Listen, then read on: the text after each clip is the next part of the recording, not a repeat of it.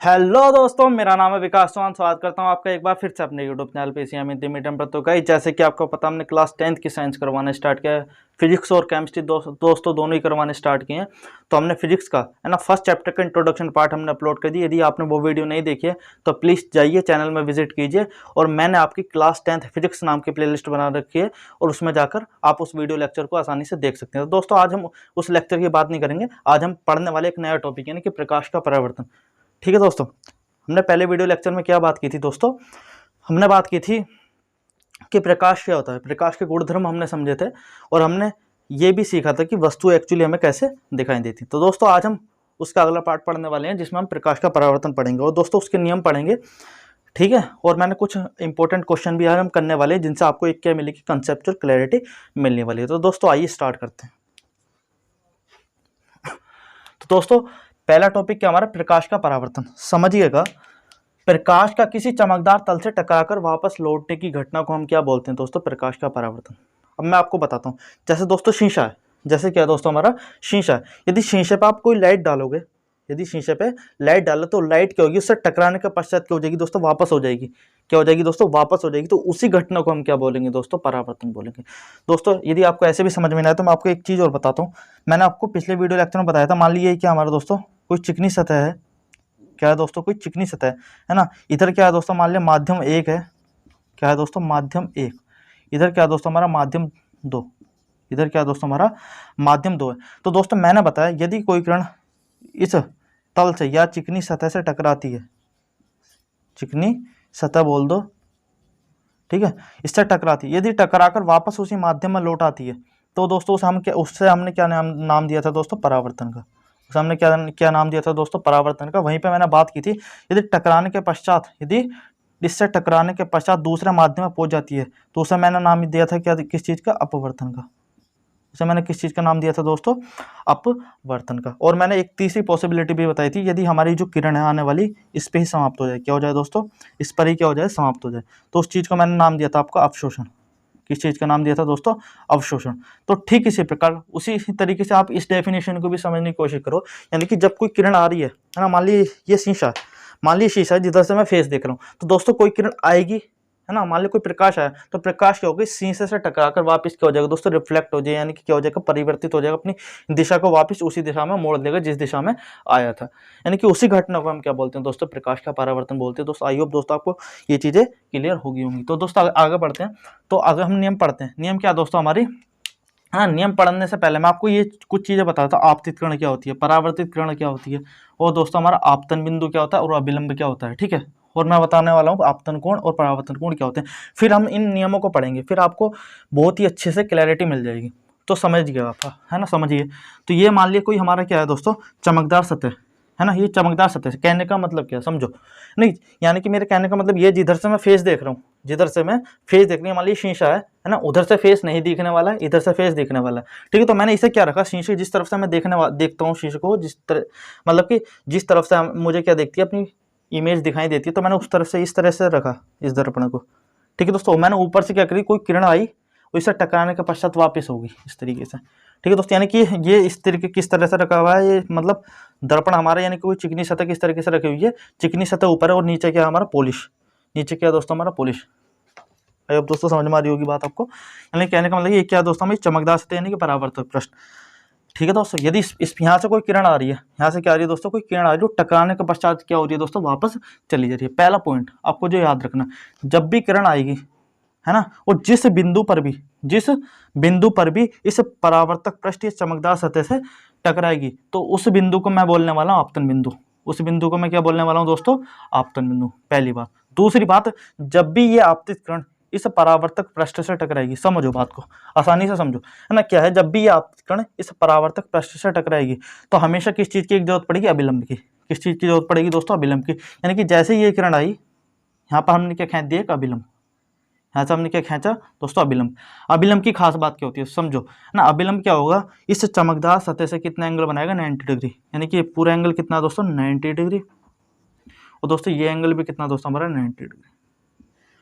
ठीक है दोस्तों, यानी कि कोई किरण आ रही है, इस चमकदार सतह से टकरा रही है और वापस क्या हो जा रही है? रिफ्लेक्ट हो जा रही है, यानी वापस के चली जा रही है। ठीक है, अब समझो, यानी मैंने आपको बताया सबसे पहली चीज़ क्या आपको ध्यान रखनी है, यदि ये किरण आ रही है और जिस पॉइंट पर भी ये चमकदार सतह पर टकरा रही है तो उस पॉइंट को हम क्या बोलने वाले हैं, आपतन बिंदु, पहली बात।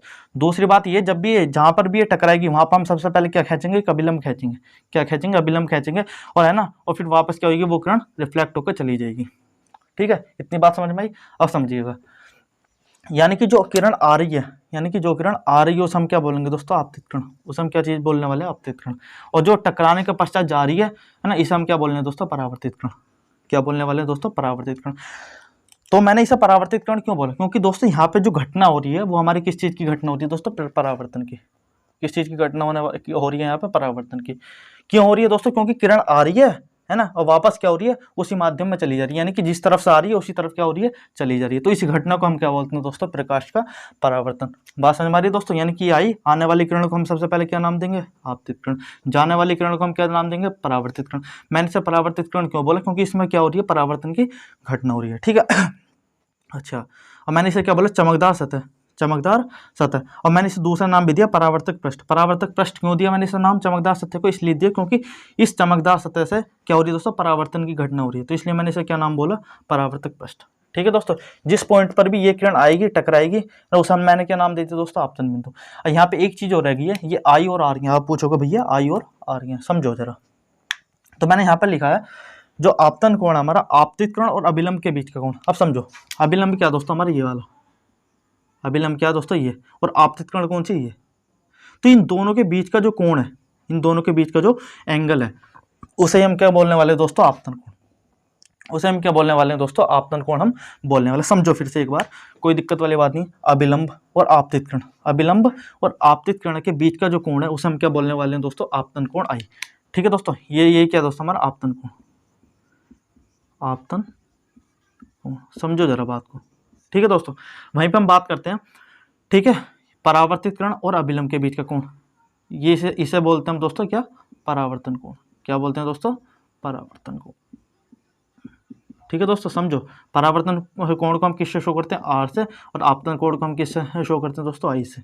समझो है ना। मैं फिर से यहाँ पे, यानी कि इस डायग्राम का सार क्या है मैं आपको बताता हूँ।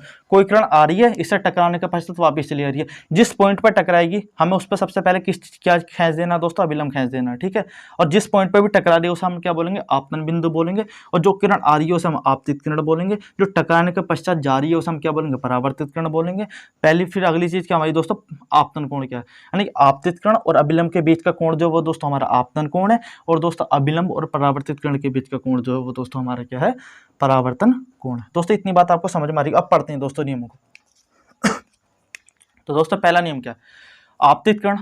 समझो जरा, आपतित किरण, परावर्तित किरण और आपतन बिंदु पर अभिलंब। दोस्तों ये जो अभिलंब है किससे जा रहा है, आपतन बिंदु पर, यानी कि ये अभिलंब किस पे है, आपतन बिंदु पर अभिलंब। समझो एक बार फिर, आपतित किरण, परावर्तित किरण तथा आपतन बिंदु पर अभिलंब, तथा आपतन बिंदु पर अभिलंब तीनों एक ही तल में होते हैं। अब तल का मतलब क्या, समझो जरा, है ना। यानी कि कहने का मतलब ये, अब ये एक बोर्ड क्या है दोस्तों, ये जो हमारा व्हाइट बोर्ड है ये एक तल है। ये क्या है दोस्तों, एक तल। यानी कि आपतित किरण इस तरह से आ रही है तो परावर्तित किरण किस तरह से जाएगी, इस तरीके से। तो आप बोलोगे भैया तल वाली बात तो हमें समझ में आ गई कि एक तल में होने की कंडीशन ये है। आप बोलोगे भैया ये भी बताइए कि तल में ना होने की कंडीशन क्या है ना। तल में ना होने की कंडीशन क्या है, अब मैं आपको बताता हूँ। मान लिया आपतित किरण इस तरीके से आई, ठीक है दोस्तों, और परावर्तित किरण इस तरीके से जावे, परावर्तित किरण इस तरीके से जाए यदि, ठीक है, तो ये क्या होंगे, ये एक प्लेन में नहीं होने वाली, यानी कि एक तल में नहीं होने वाली है, नहीं होने वाली है। ठीक है दोस्तों, एक तल में ना होने की कंडीशन क्या, मान लिया आपतित किरण इस तरीके से आई, ठीक है, अब की बारी इस बोर्ड के तल में ना होकर इस तरीके से आए, किस तरीके से, इस तरीके से आपकी तरफ, ठीक है। तो ये क्या, ये कंडीशन क्या दोस्तों, एक तल में नहीं होने वाली कंडीशन है। बात समझ में आ रही है। तो एक तल का मतलब समझ पा रहे हो, ठीक है। यदि ये इस किरण इस तरीके से किरण आ रही है आपतित किरण, तो परावर्तित किरण किस तरीके से जाएगी, इस तरीके से। यानी कि दोनों किरणें क्या होंगी दोस्तों, एक ही तल में होंगी। और तीसरी चीज क्या, आपतन बिंदु पर अभिलंब भी क्या होगा, एक ही तल में होगा। यानी कि आपतित किरण, आपतन बिंदु पर अभिलंब और परावर्तित किरण तीनों क्या होने वाले हैं दोस्तों, एक ही तल में होने वाले हैं। पहला नियम समझो, आपतित किरण, आपतन बिंदु पर अभिलंब और परावर्तित किरण तीनों क्या होने वाले हैं दोस्तों, एक ही तल में होने वाले हैं। अगली चीज समझिए, यानी कि कहने का अगला नियम क्या दोस्तों, ये जो एंगल आई है ये हमेशा किसके बराबर होगा दोस्तों, एंगल आर के बराबर होने वाला है। कहने का मतलब क्या, आपतन कोण हमेशा बराबर होगा किसके दोस्तों, परावर्तन कोण के। किसके बराबर होगा दोस्तों? परावर्तन कोण के। यानी कहने का मतलब ये है ना, जिस भी एंगल पर आने वाली किरण चमकदार सतह से टकराएगी उसी एंगल से क्या होगी दोस्तों? वापस जाएगी। उसी एंगल से क्या होगी दोस्तों? वापस जाएगी। ठीक है दोस्तों, यानी कि एंगल आई बराबर हमेशा किसके होने वाला है दोस्तों? आर के। ऐसा नहीं होने वाला। मैं आपको एक छोटा सा एग्जांपल देता हूँ, है ना। मान लीजिए किरण आई, ठीक है, मान लीजिए क्या दोस्तों? अभिलंब है हमारा, ठीक है, ये इस तरीके से किरण आई, ठीक है, या ये क्या दोस्तों? हमारा आपतन कोण, ठीक है। ऐसा नहीं है कि इस तरीके से जाएगी, यानी कि आपतन कोण क्या है यहाँ पे देखो कम है और परावर्तन कोण क्या दोस्तों देखो ज्यादा है। ठीक है दोस्तों, ऐसा नहीं, मतलब इस तरीके से आएंगे दोनों, ये वाली किरण इस तरीके से आएगी, है ना, आपतन कोण आई बनाएगी, और दोस्तों ये जो जा रही है किरण ये परावर्तन कोण आर बनाएगी। ठीक है दोस्तों, यानी कि जिस एंगल पे ये आ रही है उसी एंगल पे क्या होने वाली है? ये जाने वाली है। यानी कि आपतन कोण हमारा हमेशा किसके बराबर होने वाला है दोस्तों? परावर्तन कोण के। बात समझ में आ रही है? पहला नियम क्या दोस्तों? आपतित किरण, परावर्तित किरण तथा आपतन बिंदु पराविलंब तीनों एक ही तल में होने वाले। दूसरा नियम है हमारा आपतन कोण और परावर्तन कोण क्या होगा दोस्तों? दोनों बराबर होंगे। ठीक है दोस्तों, फिर से एक बात समझ लो, आपतन कोण क्या है दोस्तों? आपतित कोण और अभिलंब के बीच का कोण। दूसरी चीज क्या? परावर्तन कोण। परावर्तन कोण क्या दोस्तों? परावर्तित कोण और अभिलंब के बीच का कोण। इतनी बात दोस्तों समझ में आ गई होगी। ठीक है, अच्छा आगे बढ़ते हैं। तो मैंने आपके सामने कुछ क्वेश्चन लिखा है ना, एक क्वेश्चन लिखा है, तो आप मुझे बताइएगा इसमें आप मुझे बताइएगा कि आपतन कोण का मान कितना और क्या दोस्तों हमारा परावर्तन कोण का मान कितना है। समझो आप जरा। ये क्वेश्चन आपके सारे इस कंसेप्ट को मैं चेक कर लूंगा कि, है ना, अब वीडियो को पोस्ट करिएगा ना, फिर ट्राई कीजिएगा खुद से। ठीक है, सॉल्यूशन अब बताइए, है ना। अब मैं बता देता हूँ, है ना। मान लीजिए किरण आ रही इस तरीके से, ये अभिलंब है हमारा, ये परावर्तित किरण है, ये आपतित किरण है, ये आपतन बिंदु है। ये क्या दोस्तों? हमारा आपतन बिंदु, आपतन बिंदु। अब आप मुझे इसमें आपतन कोण आई का मान बताइए और परावर्तन कोण आर का मान बताइए। ठीक है ना, वीडियो को पोस्ट करो। ठीक है, आधे बच्चे क्या बोल रहे होंगे, है ना, आधे हमारे भाई बहन क्या बोल रहे होंगे, आधे भाई बहन बोल रहे होंगे कि आपतन कोण का मान भैया 60 डिग्री है और परावर्तन कोण का मान क्या है दोस्तों? 45 डिग्री। आधे तो यही सोच रहे होंगे, है ना, बट ये क्या है?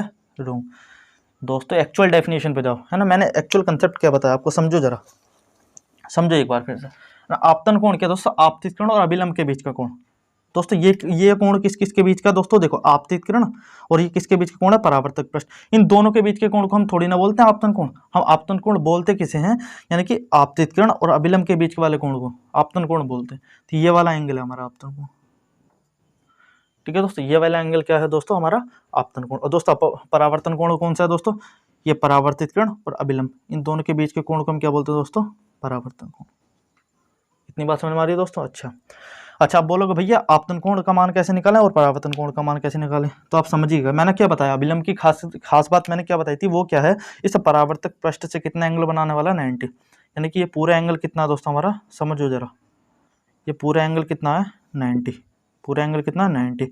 वो है ना, हमें क्या चाहिए? आपतन कोण आई का मान। और ये इतना एंगल कितना है? 60। यानी कि 90 में से यदि मैं 60 घटा दूं, समझो जरा, 90 में से यदि मैं 60 घटा दूं तो मुझे किसका मान मिल जाएगा? आपतन कोण। दोस्तों हमें एंगल कौन सा चाहिए? ये वाला। ठीक है, हमें पता है जो अभिलंब है वो परावर्तक पृष्ठ के साथ कितना एंगल बनाने वाला? 90। और ये एंगल कितना दोस्तों हमारे पास दे रखा है? 60 डिग्री। यदि मैं इसमें पूरे 90 में से इस 60 को घटा दूं, ठीक है, तो हमारे पास किसका मान निकल जाएगा? आपतन कोण का मान हमारे पास निकलने वाला है। लेकिन 90 में 60 गए तो कितना आया? 30 डिग्री। तो ये दोस्तों हमारा एक्चुअल आंसर है आपतन कोण का। परावर्तन कोण की बात समझते हैं? अच्छा, परावर्तन कोण क्या है ना। अब देखो, मैंने आपको बताया ये वाला विलंब है ना, और ये क्या हमारा? परावर्तक पृष्ठ। पूरा एंगल कितना? 90, है ना। और हमें क्या चाहिए? ये वाला एंगल 45। यदि इसमें 90 में से 45 घटा दूं ये वाला, तो हमारे क्या मिल जाएगा दोस्तों? परावर्तन कोण का मान मिल जाएगा। यानी कि 90 माइनस के 45, ठीक है, बराबर कितना हो जाएगा दोस्तों? 45 डिग्री। ये चीज़ है। आई होप दोस्तों इस सवाल से आपको सारी कंसेप्ट क्लैरिटी मिल गई होगी। ठीक है दोस्तों। अच्छा, एक इंपॉर्टेंट केस भी पढ़ लेते हैं ना। आपतित किरण और अभिलंब यदि दोनों समपाती हों, अब कहने का मतलब क्या, समझो जरा ध्यान से, है ना। देखिए दोस्तों, ये अभिलंब है हमारा, ठीक है, और ये क्या दोस्तों? हमारी आपतित किरण। क्या है दोस्तों? हमारी आपतित किरण। समझो जरा ध्यान से, परेशान मत हो, परेशान होने की जरूरत नहीं है दोस्तों, समझो, है ना।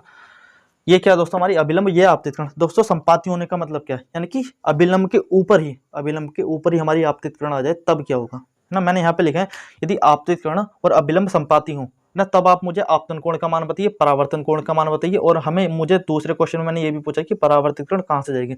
वीडियो को पॉज करो, है ना, और खुद से ट्राई करो एक बार। कर लिया? कमेंट सेक्शन में जरूर बताइए किन से हुआ और किन से नहीं हुआ। ठीक है, तो देखते हैं। तो देखिए दोस्तों, ये क्या दोस्तों हमारी आपतित किरण, ठीक है, ये क्या दोस्तों हमारा अभिलंब, है ना। सबसे पहली चीज आपतन कोण, आपतन कोण की डेफिनेशन पे जाओ, यानी कि क्या हमारे आपतित किरण और अभिलंब के बीच का कोण। अब समझो यहाँ पे देखो, देखिए दोस्तों, आपतित किरण भी इस पे ही है और अभिलंब भी इस पे ही है। तो आपतित किरण और अभिलंब के बीच का एंगल कितना हुआ दोस्तों हमारा 0 डिग्री। कितना हुआ 0 डिग्री। कितना एंगल हुआ दोस्तों हमारा 0 डिग्री। आपतन कोण का मान आपको पता चल गया। अच्छा, दूसरी चीज परावर्तन कोण।